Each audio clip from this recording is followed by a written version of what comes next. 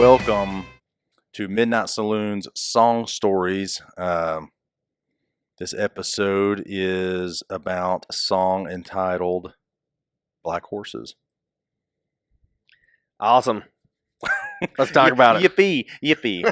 For those of you new, basically we're going over an album project we've got going on. I'm Josh Brock with Matt McQueen. We're going through each song that is on this album, discussing basically giving you the title, the people involved with it, inspiration behind the song, then we'll break down some lyrics on it, and then at the end of it, we'll actually play the songs. That was my headphone ear against the... Sorry, if you heard that weird noise, I apologize. You squeak a fart. It sounded like that, and I felt like I needed to apologize about it.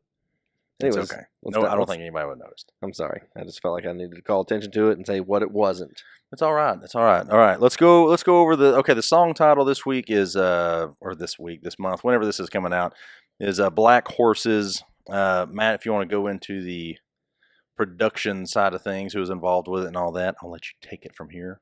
Yeah, let's talk about the personnel because we got a lot of good players in this song. So first of all, this was one of the many songs of this project that was recorded with a mostly live band, and then we added some things over top of it. So we've got Curtis Leeser playing one of the main guitars on the track, and then we have Jason Malone playing drums, and we have Casey Glover playing bass on this track. We've got a couple of different bass players on this record, but Casey played bass on this one, and then there were actually a few things that we wanted to change later on that Curtis then went back and did some bass overdubs where we changed a few parts kind of late into the song. So that was kind of the main thing that we started with, dobro, and then we wanted to have a pedal steel on it. Some of the other songs on this record were done by not Kyle pedal Roop. steel player come to the studio. Kyle is kind of interesting thing. They're an amazing multi-instrumentalist that I've hired for a lot of projects over the last few years, and he's actually in Shreveport, Louisiana. So we basically what we'll do when we're producing a song like this, we'll finish it up in the studio with the main instruments, drums, bass, and a few guitars, and then a lot of times the lead vocal, which in this case was Justin Riley, and then we'll send it to Kyle and have him add a few extra things that I'll tell him ahead of time, like I really want pedal steel, I want it to sound like this, I want it to feel like this, if you can give me this kind of vibe, and I just sort of try to paint the picture to him that I want the end result to be, and he's very good at just interpreting all the dumb crap that I tell him and send it back. Have you ever sent it? Did you send anything on this one that was like, you know what, listen to it, let's see what you come back with? Or did you have your idea, like, I need it to sound like this?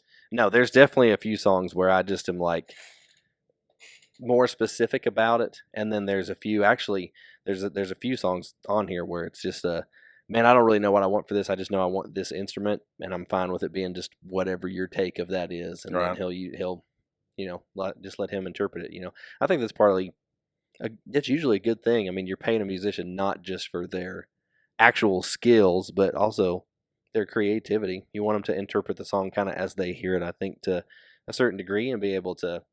Oh, yeah, it's like the singers. Yeah. When the singer comes in to do it, you want them to take it, make it their own. Yeah, for sure. So that's the personnel that made up the song, and it made it a lot of fun. This was a super easy song to track. It kind of came together. It's very simple, too. It's one of the few songs on the record that has only like 3 guitar parts in the entire song, and then the pedal steel and the bass and the drum. So it's just like instrumentally, the arrangement is like just very simple and straightforward, as opposed to some of the other songs we'll talk about later have, there's a couple songs that have like almost 15 guitars on it, which is crazy. Yeah, because I feel like this one makes a big statement in like when you're listening to it. Man, sometimes the right parts, but a simple arrangement can be just as big as having the guitar solo, the little music break with the guitar breaking into it. Oh yeah, that's a great moment. This song too is one that, like, the back half of the song just seems like it's never going to come down. It just seems like it keeps going and going and going. Oh yeah, because even after that little break, when the whole band pulls out and then comes back in, he's Justin singing that note by himself and holding it out, and then the band hits on that beat 1 and keeps going. Then he changes the chorus melody and starts singing up into more of he starts really taking some creative liberties with the vocal melody of the rest of the song and changing things up, and it just makes the song feel like it just goes to a new place again. It does. It gets through. It gets through that. The first what? The first couple verses. Then it gets through the initial chorus, and that last, what is it? The last verse before the last chorus is when it just. Yeah, we kind of Before, treated after that that, last verse like a bridge, more or less. So it's like yeah, you got. I'll let you talk about the lyrics in a second, but it's like verse, and then a chorus, and then a verse, and then a repeat chorus, and then after that repeat chorus, it breaks into the bridge. we've got a little. It's the Yeah, it's kind of the bridge of the song. instrumental. We go to the guitar solo within the bridge. Yeah, so Yeah. from that point, it's already out coming out of the chorus, and then the guitar solo hits, and that's a big like, okay, that's badass. Yeah. And then once he breaks into the bridge section of it, it slowly builds. Yeah, for sure. And then it never comes back down, and it's beautiful. But anything else to the add to the To the people personnel involved? side of things, Yeah. no, Well, we get into the kind of the inspiration behind the song, which this is kind of an odd duckling, I guess. This came out. Song has a long history, somewhat. Okay. So I think I wrote the lyrics in 2012 specifically for a gentleman by the name of Avery Crabtree. Okay. So and because he is an amazing vocalist, so Okay. I knew that at the end of this it had to be like you've got to go up. Okay. You know, so he's the only one that was gonna. I thought at the time he was in around, and I thought he could pull it off quite nicely. The problem was I can't. I'm horrible at playing music or anything like that. So I knew what I wanted it to kind of sound like, which was like initially it went into like after every line it was like dun dun dun dun, you know, and it was like it had like a 50s vibe. Yeah. You know, if that makes sense.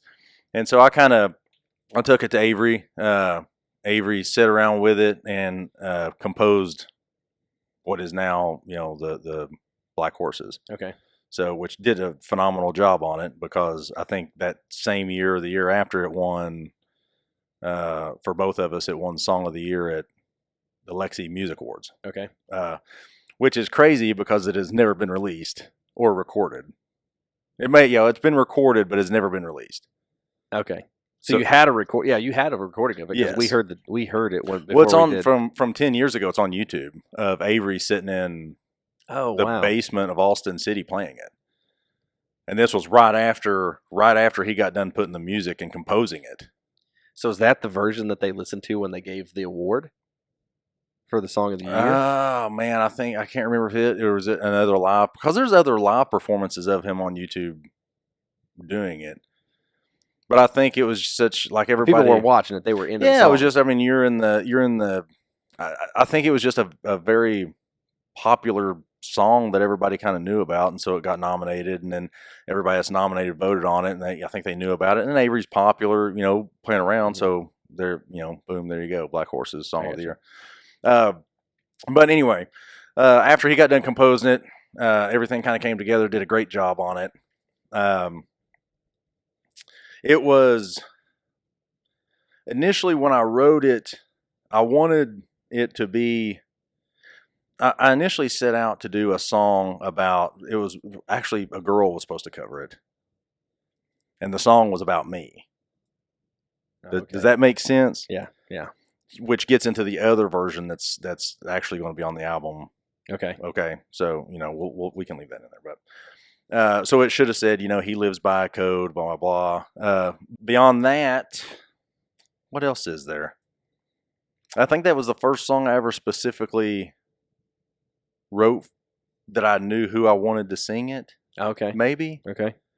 So it worked out that once again, you know, he wanted to sing it and he composed it, and there you go. Now, in saying that, and in full disclosure, on this album, Justin Riley does a absolutely fantastic job of covering it. for whatever reason, Avery couldn't do it. We asked a few times, and he just couldn't make it happen. So that is what it is. But Justin, by all means, got Avery's blessing to do it, and Yeah. absolutely killed the song. Yeah. So that was what that worried me more than anything, because I did specifically write it knowing that at the end it is going to build, and you're not going to. From my experience, there's artists that can do it, but there's not every artist that can do it. Yeah, for sure. So it was a pleasant surprise when I heard Justin's version that you all had cut. But that's kind of the inspiration and everything behind the tune of where it came from and all that. So if we want to get into the what is it lyrics? Yeah, let's talk about the lyrics, because there's some great lyrics in this song. Let's get into the lyrics. I think last time we went line by line. I think this time we're going to go verse by verse. Here we go. All right, first verse, Black Horses. She lives by a code of an outlaw's creed. She knows the nightlife. It ain't what she needs.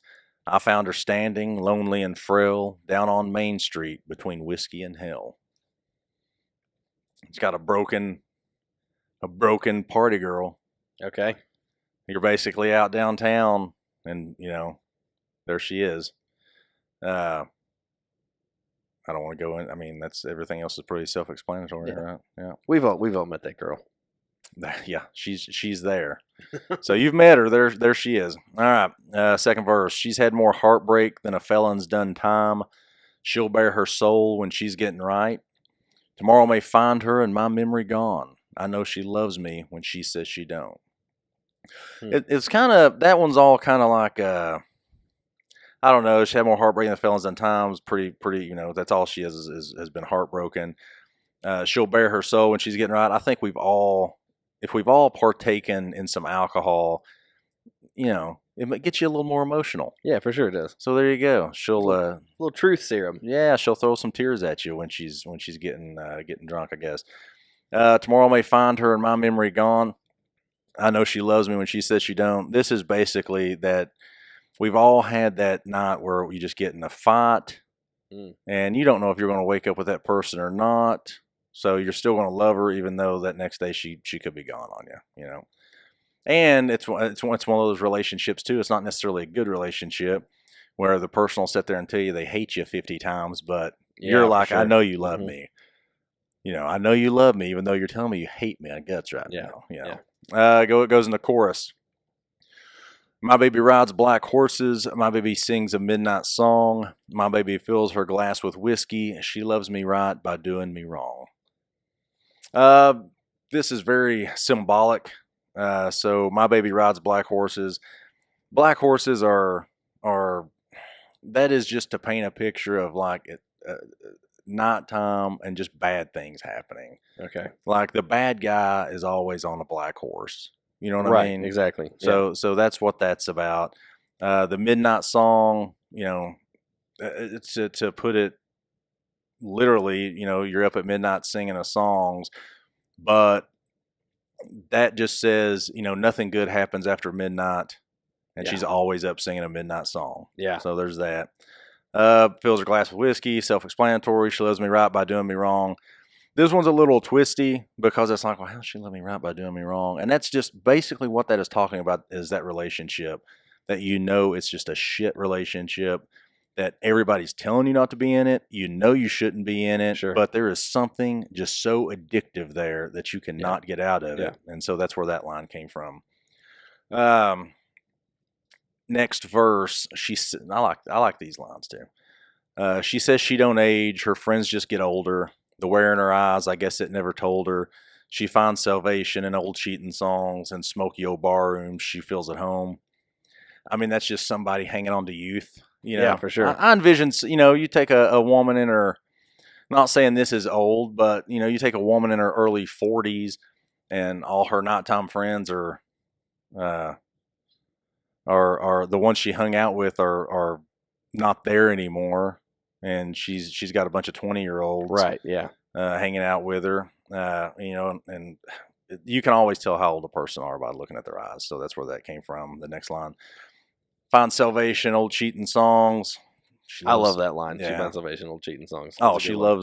loves them old cheating songs, and that's what makes her feel something. You know, it's like going to church and feeling it. Yeah.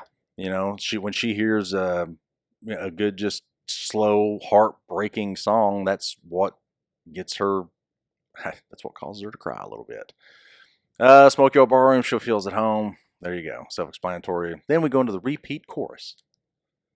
Now we come up on the bridge, which is structured kind of like another verse, but let's see. She wears her heart like an outlaw's gun. Was this originally a bridge in Avery's version? I can't remember. Or was it another verse? It was a bridge. Okay, I couldn't remember if it was a bridge or not, and if I couldn't everything changed right there. Okay, yeah.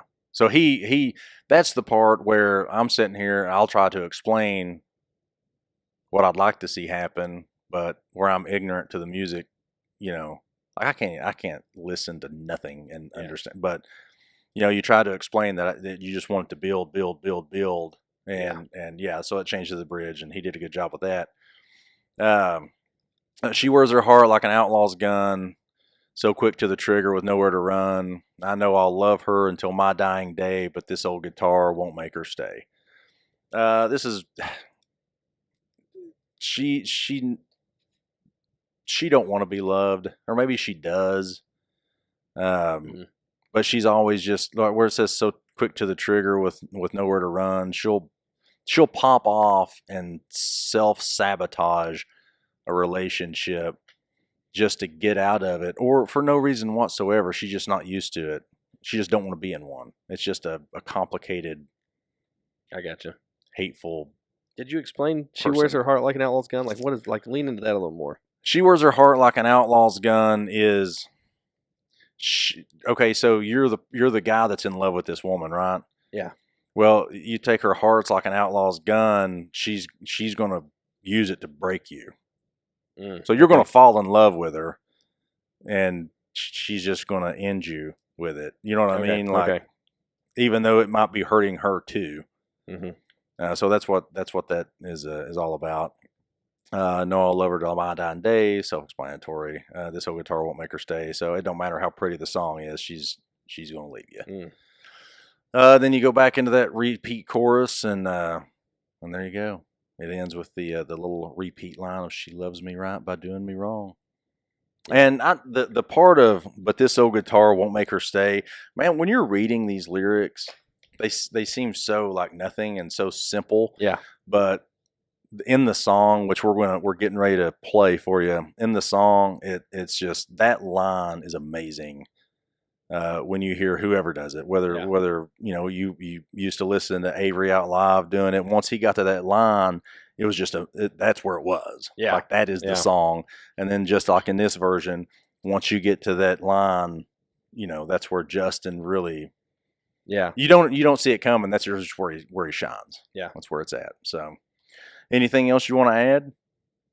No, I mean, I'm ready to listen to the song. All right. Without any further ado, here we are with some Justin Riley doing Black Horses.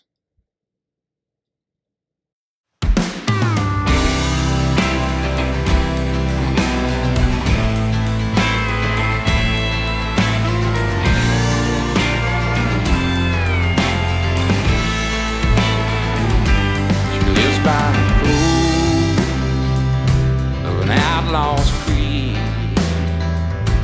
She knows the nightlife, it ain't what she needs. I found her standing, lonely and frail, down on Main Street, between whiskey and hell. She's had more heartbreak than a feeling's gonna tie. She'll bear her soul, she's getting right. Tomorrow may find her, and my memory gone. I know she loves me, well, she says she don't. My baby rides black horses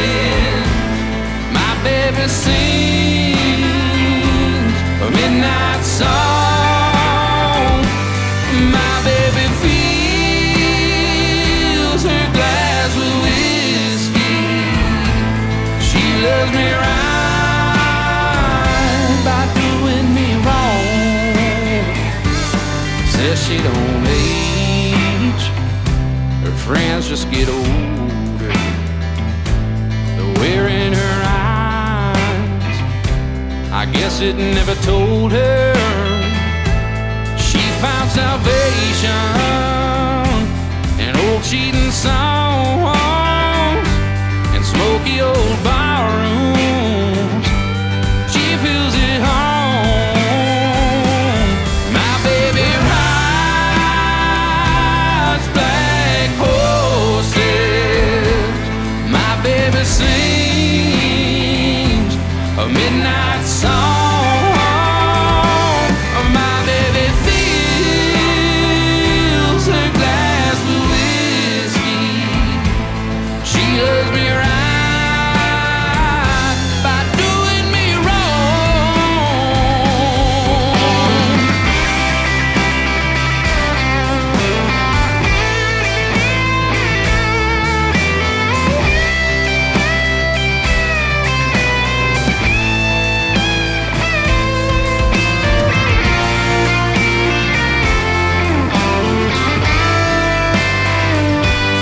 She wears her heart